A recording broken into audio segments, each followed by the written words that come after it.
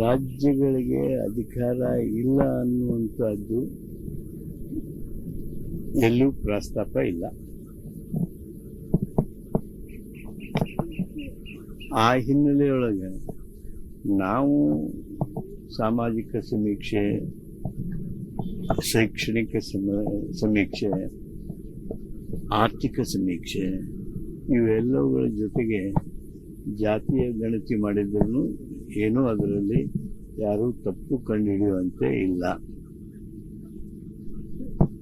ಕೇಂದ್ರ ಸರ್ಕಾರದವರು ಜಾತಿ ಗಣತಿ ಮಾಡ್ತೀವಿ ಅನ್ನೋದನ್ನ ಈಗ ಘೋಷಣೆ ಮಾಡಿದ್ದಾರೆ. ಆ ಹಿನ್ನೆಲೆಯೊಳಗೆ ಅವರು ಮತ್ತೆ ಬೇರೆ ಬೇರೆ ವಿಷಯಗಳನ್ನ ಅದರ ಜೊತೆಗೆ ತೆಗೆದುಕೊಳ್ತಾರೆ ಅಥವಾ ತಿಳಿಸ್ತಾರೆ. ಅವುಗಳು ಬಹುಶಃ 9ನೇ ತಾರೀಕಿನ ಮೊದಲು ನಮಗೆ ದೊರಕ್ತಾವು.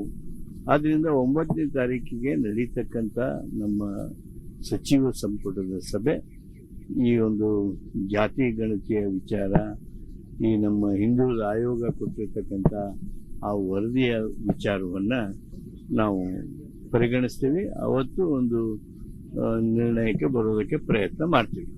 ಕೇವಲ ನಿರ್ಣಯನ ಅನುಷ್ಠಾನಕ್ಕೆ ತರುವಂತ ನಿರ್ಧಾರ ಅವತ್ತು ಚರ್ಚೆ ಆಗುತ್ತೆ. ಆಯೋಗದ ವರದಿ ಬಗ್ಗೆ ಚರ್ಚೆ ಆಗುತ್ತೆ.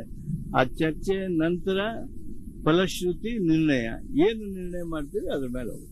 ಈಗ ಕುಮಾರಸ್ವಾಮಿ ಅವರು ಸೇರಿದಂತೆ ಬಿಜೆಪಿ ನಾಯಕರು ಕೂಡ ಹಿಂದೆ ಜಾತಿ ಗಣತಿ ಮಾಡಿಸಿದಂತ ಸಂದರ್ಭದಲ್ಲಿ ವಿರೋಧವನ್ನು ವ್ಯಕ್ತಪಡಿಸಿದ್ರು. ಆದ್ರೆ ಈಗ ಕೇಂದ್ರ ಸರ್ಕಾರ ಘೋಷಣೆ ಮಾಡಿದ ಬಗ್ಗೆ ಕೇಂದ್ರ ಸರ್ಕಾರ ಮಾಡ್ತಾ ಇರುವಂತದ್ದು ಸರಿ ಇದೆ ಅನ್ನುವಂತ ಹೇಳಿಕೆಗಳನ್ನು ಕೊಡ್ತಾ ಇದ್ದಾರೆ. ಅಂದ್ರೆ ನೀವು ಅದೇ ಅಧಿಕಾರಿಗಳಿಂದ ಮಾಡ್ತಿದ್ದು, ಅವರು ಅದೇ ಅಧಿಕಾರಿಗಳಿಂದಲೇ ಮಾಡಿಸೋದಿಲ್ಲ. ನೋಡಿ, ದೇಶದಲ್ಲಿ ಈ ಪ್ರಜಾಪ್ರಭುತ್ವ ವ್ಯವಸ್ಥೆ, ಈ ಪಾರ್ಲಿಮೆಂಟರಿ ಸಿಸ್ಟಮ್ ಆಫ್ ಡೆಮೋಕ್ರಸಿ, ಇದ್ರೊಳಗೆ ಯಾರು ಏನೇ ಮಾಡಿಸ್ಲಿ, ರಾಜ್ಯ ಸರ್ಕಾರದವ್ರು ಮಾಡಿಸ್ಲಿ, ಕೇಂದ್ರ ಸರ್ಕಾರದವ್ರು ಮಾಡಿಸ್ಲಿ, ಅದೇ ಅಧಿಕಾರಿಗಳಿಂದ ಮಾಡಿಸ್ಬೇಕು. ಅದಕ್ಕೇ ಬ್ಯೂರೋಕ್ರಸಿ ಇದೆ ನಮ್ಮ ದೇಶದಲ್ಲಿ.